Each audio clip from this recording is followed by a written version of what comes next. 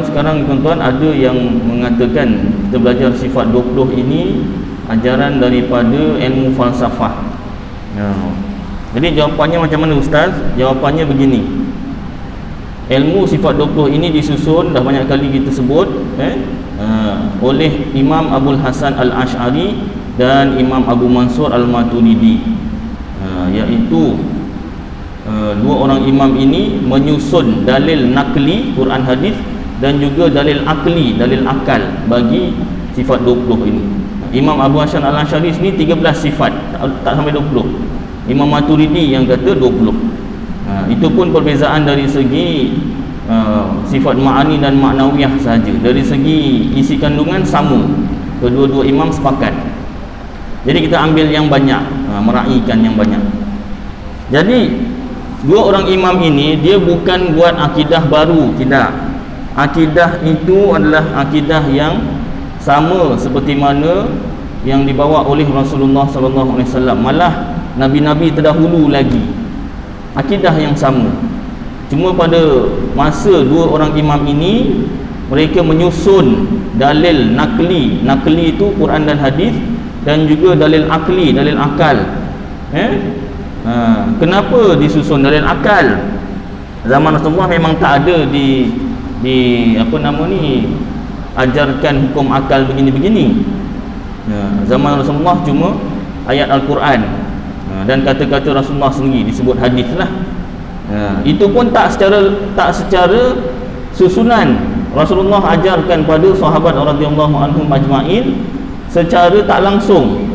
Bila turun ayat Al-Quran, maka disampaikan pada sahabat, maka sahabat pun faham.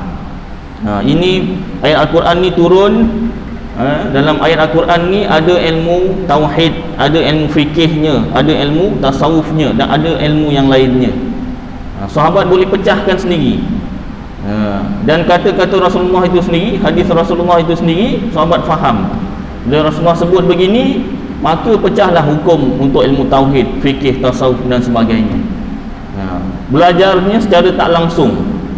Macam kita ajar anak kita, mana ada hari pertama je lahir kita ajar dia menangis, hari kedua kita ajar dia begini, hari ketiga ajar begini, ajar berjalan, ajar merangkak. Bulan pertama ajar meniarap dulu, kemudian bulan kedua kita ajar merangkak, bulan ketiga kita ajar tatih, kan, ajar berdiri lah. Bulan keempat baru tatih. Tatih tu baru nak melangkah 1-2 tapak lah. Bulan kelima ajar berjalan, bulan keenam ajar melompat lagi. Tak ada, kita tak ada silibus macam tu untuk anak kita. Ada tak? Siapa sini ada yang buat? Saya ada buat, Ustaz. Ini silibus untuk anak saya. Kita ajar secara tak langsung. Kita bercakap sama isteri dengan anak yang lain tu, dia belajar tu. Dia belajar. Kalau bapaknya cakap yang baik-baik, ikut lagi baik-baik. Kat sekolah tu yang kantoinya tu, kalau mak bapaknya kat rumah bergaduh, nanti kat sekolah pun anaknya kalau bergaduh keluar perkataan mak bapaknya.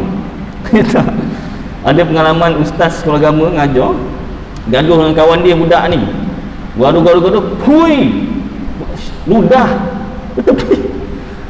Macam mana budak tu pandai belajar gaduh, hui, wah, dia punya marah tu, ludah ke tepi. Itu belajar dari mana? Belajar dari mak bapak dia lah tu. Agaknya bapaknya jenis macam tu, orang ngarang-ngarang, marah-marah orang, apa, bergaduh, hui, orang hasam kita agaknya lah kan, ikut anaknya. Jadi hati-hati anak kita ni, tak boleh simpan rahsia, jangan dipecahkan rahsia apa-apa. Itu kat sekolah kantoi semua disebut, ya tak? Kan ada rakaman tu kan. Bapak apa boleh masak tak? Pandai masak apa? Ketum dah, kan waidul dah lah.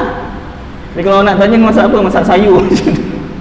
Ustaz suruh menipu? Tidak lah, dia kan herba kan, taklah menipu. Sayur lah. Ustaz suruh masak ketum? Tidak. Nak cerita, jangan cerita semua perkara dekat anak kita. Lagi satu, bagi contoh yang baik, anak ngikut. Jadi Rasulullah ajar pada sahabat secara tak langsung, bukan ada silibusnya, buku teksnya, tidak. Lalu zaman Imam Abu Hasan Al-Asy'ari dan Imam Abu Mansur Al-Maturidi disusun dalilnya supaya mudah dipelajari. Itu pun tak ada nombor satu wujud, dua kidam, tak ada macam tu. Susunan tu yang disusun oleh Imam siapa? Imam Sanusi. Betul ada kawan saya, tolong semakkan, sama-sama belajar suka saya ada kawan sama belajar, duduk sama. Jadi kalau silap boleh tanya. Baik, jadi susunan satu wujud, dua kidam, tiga bakok itu pun Imam Sanusi yang susun. Maka oleh dua orang imam, Abu Mansur Al-Maturidi dan Imam Abu Hasan Al-Asy'ari, dimasukkan sekali dalil akli, dalil akal. Sebab zaman itu masyhur di Eropah ilmu falsafah. Socrates, Aristotle, apa lagi lupa dah, macam-macam lagi. Kalau belajar universiti art stream, bahagian sastra, wajib ambil ilmu falsafah. Saya kemarin kat UKM wajib ambil falsafah. Ilmu falsafah ni macam mana? Ibaratnya macam ini. Kalau kita sekarang ni tanya sekarang pukul berapa, orang ahli falsafah dia tak tanya sekarang pukul berapa, dia tanya apa itu masa. Apa itu masa? Masa lah, apa lagi?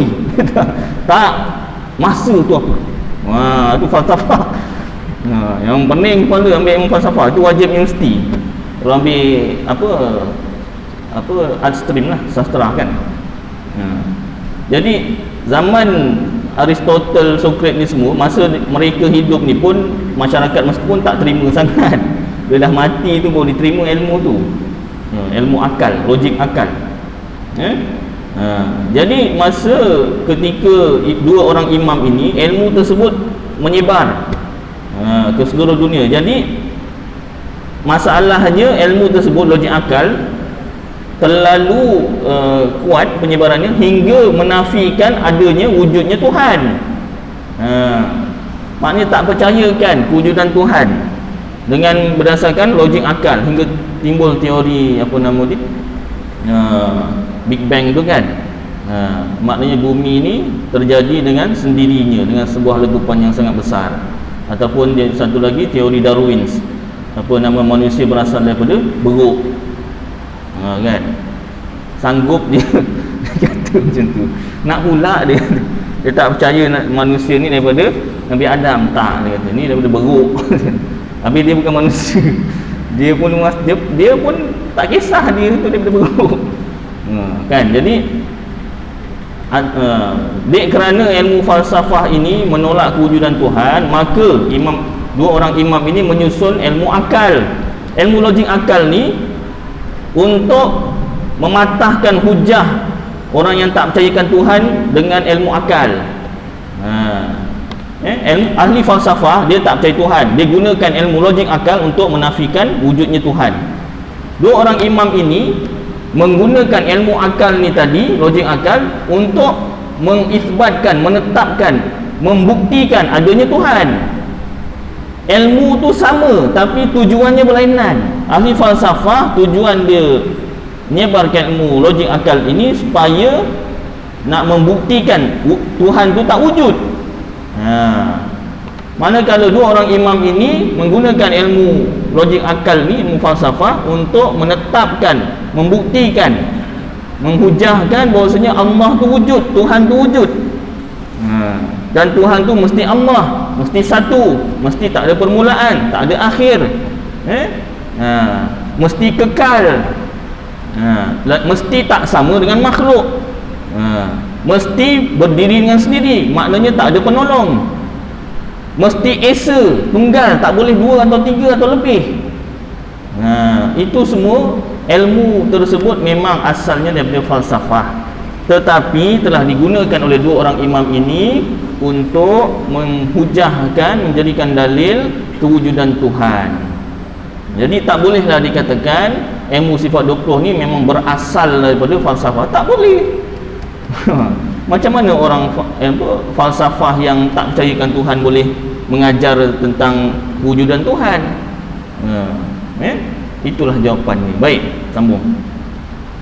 Kenapa Ustaz sebut sini? Sebab supaya kalau ada orang yang menanyakan macam tu, kita ni taklah goyah Hati manusia kan lembut kan, batu aja kena air lekuk.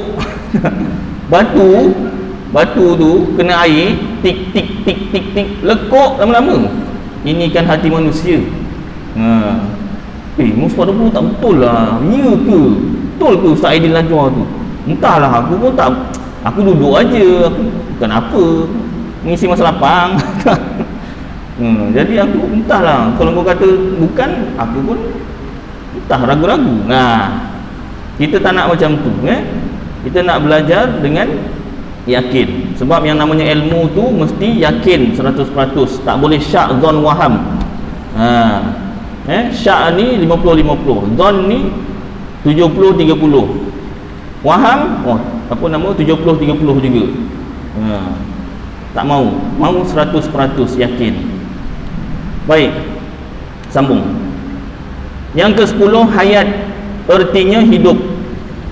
Dan satu lagi, antara soalan yang ditujukan kepada kita ahlu sunnah, Allah Ta'ala tu ada 20 sifat aja ke? Tidak. Yang tak belajar sifat 20, dia ingat kita belajar sifat 20 ni, kita dalam hati percaya Allah hanya ada 20 sifat. Tidak. Pada awal kitab Tauhid, mana-mana kitab Tauhid pun, mula-mula sebelum belajar sifat 20 tu disebutkan sifat Allah ada banyak. Berapa banyak? Tak terbilang. Berapa? Allah Ta'ala saja yang tahu. Habis kenapa belajar 20 aja? Ejek dulu. Alah, 20 pun orang tak nak belajar. 20 pun orang tak nak belajar. Lagi lebih, minta lebih pula.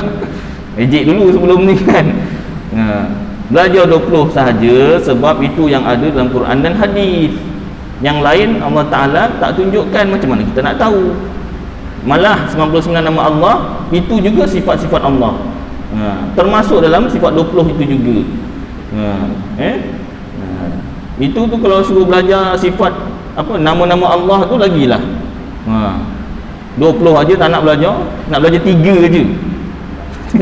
Apa 3 kan? Ini biasa ilmu ajaran Wahabi. Dia tauhid 3. Dia punya alasan, antara alasan yang tak logik, kenapa nak belajar tauhid 3 saja? Supaya senang nak sampaikan pada orang dalam masa 1 minit. Apa masalah awak ni nak sampaikan ilmu dalam masa 1 minit? Yelah, kita duduk-duduk pergi jalan-jalan apa kan, duduk jumpa orang sebelah apa kan, kawan, jumpa perkenalan tu, sampaikan 1 minit, habis 3 tauhid. Dah senang. Lepas tu dah lah, jumpa orang lain pula, seminit. Apa macam tu pula. Yang namanya nak belajar tauhid supaya sampai kenal Allah Ta'ala. Jangan kira masa. Kalau 1 minit dia boleh faham sifat 20, ya 1 minit lah kan. Kalau perlukan bukan 1 minit, 1 tahun, 1 tahun lah. 1 dekad lah. 1 abad kita tak sampai umurnya kan. 1 abad. Jadi yang namanya ilmu ni kena sampaikan sampai dia faham. Kalau ilmu tauhid sampai kenal siapa Tuhan. Bukan kira masa. Jadi tak boleh diambil dalil. Belajar sifat 3, tauhid 3 supaya mudah disampaikan. Kalau awak tahu cara sampaikan sifat 20 dengan secara ringkas, pun boleh juga sampaikan dalam masa 1 minit. Ya tak? Baik, sambung. Hayat artinya hidup, iaitu sifat yang maujud, sifat yang ada, yang sedia ni tak ada permulaan, yang berdiri pada zat Allah Ta'ala. Sifat hayat tu ada pada diri Allah Ta'ala, yang mengesahkan baginya Ta'ala, bagi Allah Ta'ala, bahawa ia bersifat dengan ilmu dan segala sifat yang lain. Sifat hayat ni dia mengesahkan bahawasanya Allah Ta'ala itu bersifat dengan sifat ilmu dan segala sifat yang lain. Syarat lah, jadi syarat. Hidupnya itu bukanlah dengan roh. Allah Ta'ala hidup bukan dengan roh macam kita manusia, tidak. Tiada harus mengiktikadkan, tiada harus kat sini maksudnya haram. Tiada harus ini haram mengiktikadkan, percaya, yakin dalam hati bahawa baginya, yakni bagi Allah ada roh, tak boleh. Ni roh manusia, ni roh Allah, tak boleh. Sekalipun roh yang qadim, tapi roh ni tak sama dengan manusia, tak boleh. Bila sebut roh, nanti maknanya ada jasad. Dah ada pecahan, dah dua. Zat Allah Ta'ala tak terdiri dari sebarang anasir, sebarang susunan. Kalau dah ada roh, ada jasad tu dah ada susunan. Sudah batal sifat wahdaniyah, esa Allah Ta'ala. Sifat hayat tiada takluk dengan sesuatu. Mustahil lawannya, lawan sifat hayat iaitu mati. Mustahil Allah Ta'ala itu mati. Dalil hayat Allah, dalil Allah bersifat hayat. Jika ia mati, iaitu jika Allah mati, ini dalil akli, bererti ia tiada kuasa, tiada menghendaki dan tiada mengetahui. Yang demikian adalah mustahil baginya, iaitu bagi Allah. Kenapa? Kerana telah sabit, telah tetap beberapa dalil terdahulu. Dengan itu sabitlah, tetaplah hayat bagi Allah Ta'ala. Dan apabila sabit, iaitu tetap hayat bagi Allah Ta'ala, maka mustahillah baginya mati. Baik, genit aja pembahasan sifat hayat. Yang ke-11 sama, ertinya mendengar. Dan 12 basar, ertinya melihat. Dia sekalikan perbahasan sama dan basar. Kedua-dua sifat tersebut adalah sifat yang qadim. Qadim maknanya tiada permulaan. Bila Allah mendengar, tak ada permulaan. Bila Allah mula melihat, tak ada permulaan. Kalau kita masa dimasukkan roh dalam perut tu baru dengar, baru melihat tak lagi, baru mendengar. Jadi masa ibu mengandung tu, anak dah dengar dah apa kita cakap, ni tak? Jadi masa tu dah nak kena tunjuk contoh yang baik. Masa tu jangan ditunjukkan pui-pui tu, jangan. Dia dengar dalam tu. Lahir, apa nama, lahir-lahir ada yang terus lihat, buka mata, ada yang lama sikit buka mata kan. Itu manusia. Allah Ta'ala mendengar, melihat, tak ada permulaan.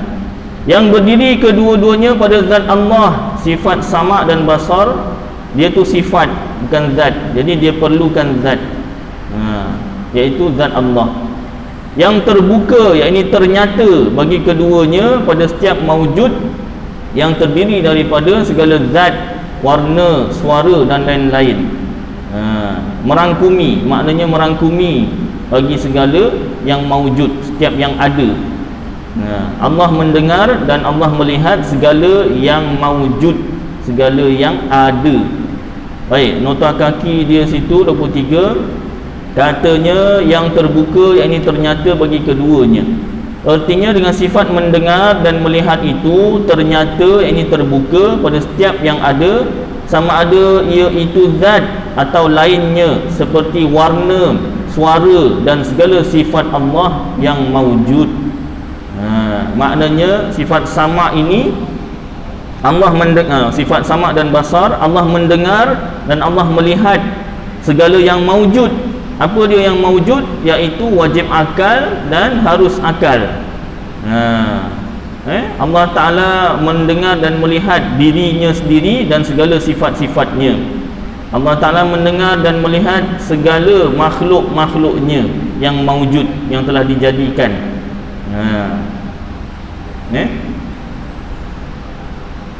Mustahil akal? Tidak.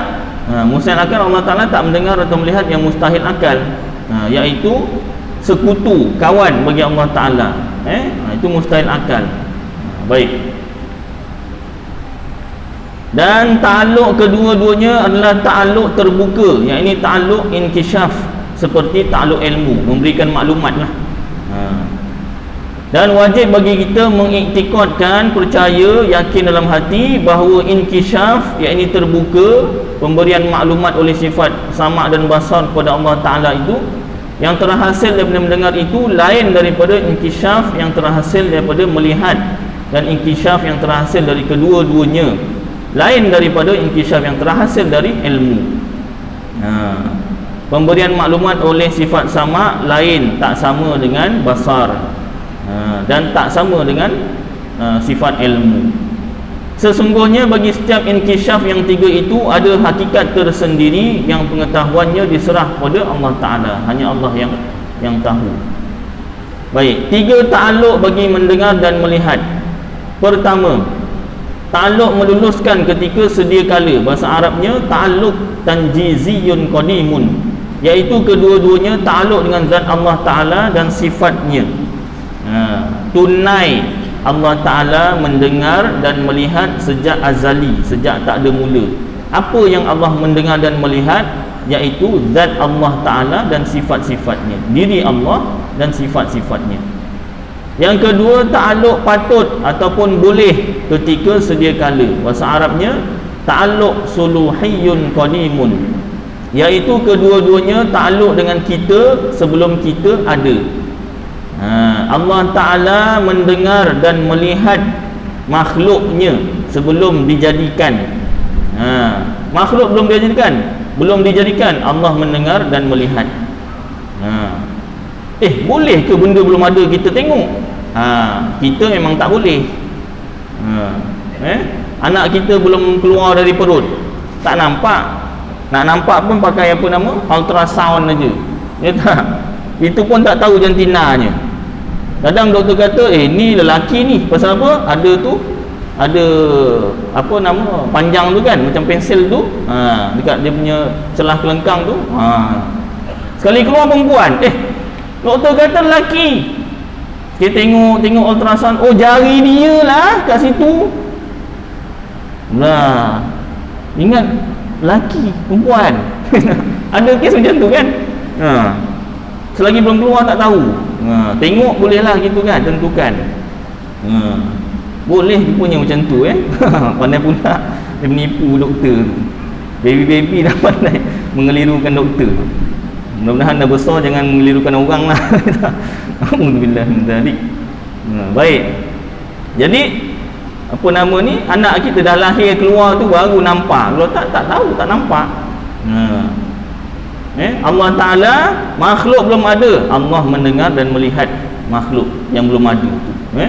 Macam mana tu? Jangan dipikir. Wajib percaya sahaja. Yang ketiga, ta'alluq meluluskan ketika baharu. Bahasa Arabnya ta'alluq tanjiziyun hadithun, iaitu kedua-duanya ta'alluq dengan kita selepas kita ada. Allah mendengar dan melihat ketika kita dijadikan, telah dijadikan. Itulah ta'alluq bagi sifat mendengar dan melihat.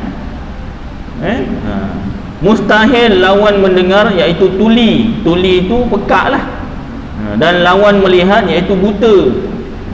Mustahil. Apa dalilnya? Dalil mendengar dan melihat. Baik, sebelum dihuraikan ada nota kaki. Katanya dalil mendengar dan melihat.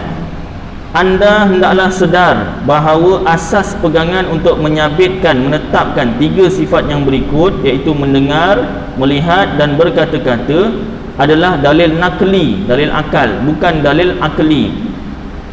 Dalil nakli, minta maaf, Quran dan hadis. Bukannya dalil akli, dalil akal.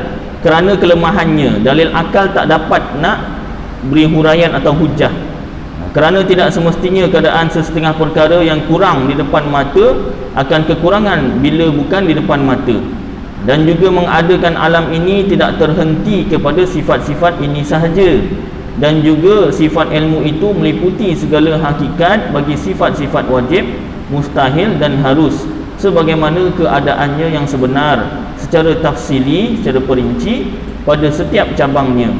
Ia tidak perlu kepada penyokong. Maka dengan sebab itu didahulukan dalil akli, dalil akal untuk menguatkan jua. Maka fahamilah. Ini daripada pengarang sendiri. Baik, dalil sama' dan basar, iaitu firman Allah Ta'ala, a'udzubillahi minasyaitonir rajim, bismillahirrahmanirrahim, wa huwas samiul basir, sadaqallahul azim. Artinya lebih kurang, dialah, iaitu Allah yang amat mendengar lagi amat melihat. Dan dalil yang kedua pula, jika ia tiada bersifat dengan keduanya, iaitu melihat dan mendengar, nescaya ia bersifat dengan tuli, iaitu pekak dan buta. Yang demikian itu batal, tak boleh diterima akal. Kenapa? Kerana kedua-duanya adalah sifat kekurangan. Sifat wajib bagi Allah ada banyak, iaitu segala sifat kesempurnaan. Lawannya iaitu sifat mustahil. Ada banyak, iaitu segala sifat kekurangan. Jadi tuli dan buta tu adalah sifat kekurangan, dan kekurangan bagi Allah itu mustahil. Dengan sebab itu sabitlah, tetaplah mendengar dan melihat bagi Allah Ta'ala. Dan apabila sabit, yakni tetap keduanya, Allah melihat dan mendengar, mustahillah baginya tuli, yakni pekak dan buta. Itu perbahasan dalil nakli dan akli, tuan, sifat sama' dan basar. Tapi harus kita fahami bahawasanya Allah Ta'ala mendengar bukan dengan perantaraan telinga, bukan dengan perantaraan gelombang, macam manusia. Kalau tak ada telinga, tak boleh dengar. Ada telinga pun tak dengar, ya tak? Orang pekak tak ada telinga ke? Ada telinga tapi tak dengar. Dari segi sains tu adalah gelombangnya tak sampai ke apa kan, dia punya gegendangnya rosak ke apa, gegendang telinga tu rosak ke apa kan. Tapi maknanya Allah Ta'ala mendengar tanpa perantaraan, dan manusia mendengar gelombang yang kuat, gelombang yang perlahan tak dengar. Betul tak?